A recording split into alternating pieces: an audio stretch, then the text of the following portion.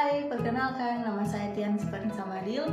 Saya dari kelas A6 Keperawatan semester 1 dengan NIM 2214201184. Baiklah, video saat ini saya akan mempresentasikan video tentang pergaulan bebas dan seks bebas di kalangan remaja untuk memenuhi tugas ujian akhir semester pada mata kuliah agama.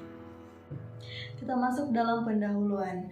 Melihat berbagai fakta yang terjadi saat ini, tidak sedikit para pemuda dan pemudi yang terjerumus ke dalam lembah persinahan atau free sex yang disebabkan terlalu jauhnya kebebasan mereka dalam bergaul. Faktor utama masalahnya adalah kurangnya pemahaman masyarakat saat ini terhadap batas-batas pergaulan antara pria dan wanita.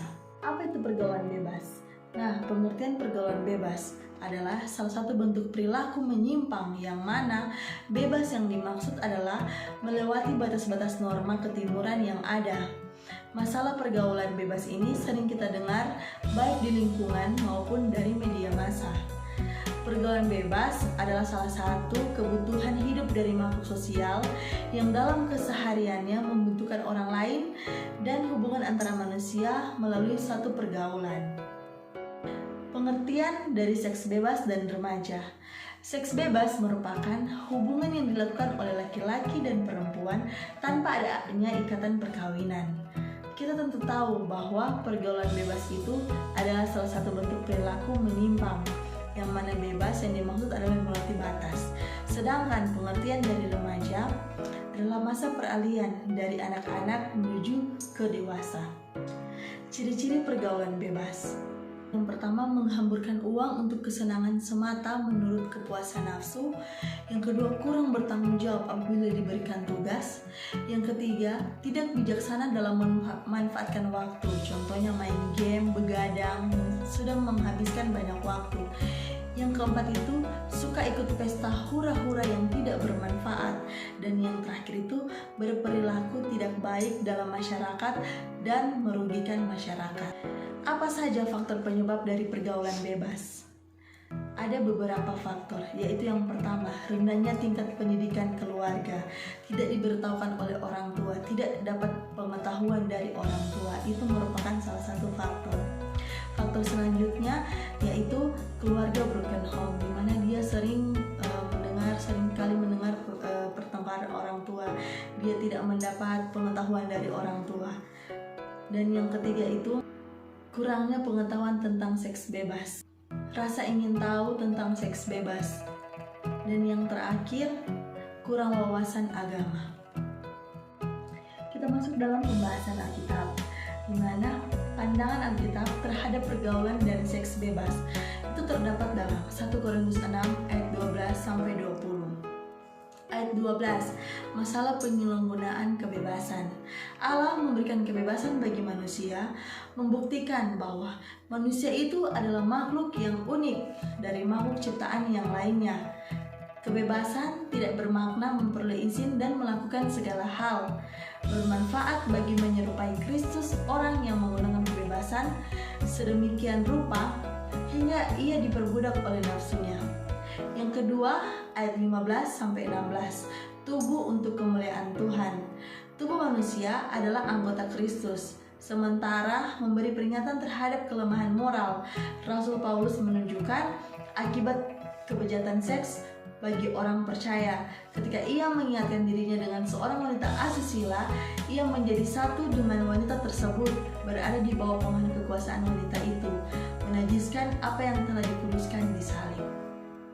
Yang ketiga itu ayat 19, tubuhmu adalah tempat kediaman Roh Kudus. Tahukah kamu, tubuhmu ialah bait Roh Kudus yang diam dalam dirimu. Kamu memperoleh Roh Kudus dari Allah, dan tubuhmu tidak hanya milikmu saja. Harus diketahui bahwa tubuh kita ini adalah bait Allah, bukan milik kita sendiri. Yang keempat itu ayat 18, menaklukkan keinginan seks. Jauhkanlah dirimu dari percabulan. Setiap dosa-dosa yang dilakukan manusia terjadi di luar dirinya, tetapi orang yang melakukan percabulan berdosa terhadap dirinya sendiri.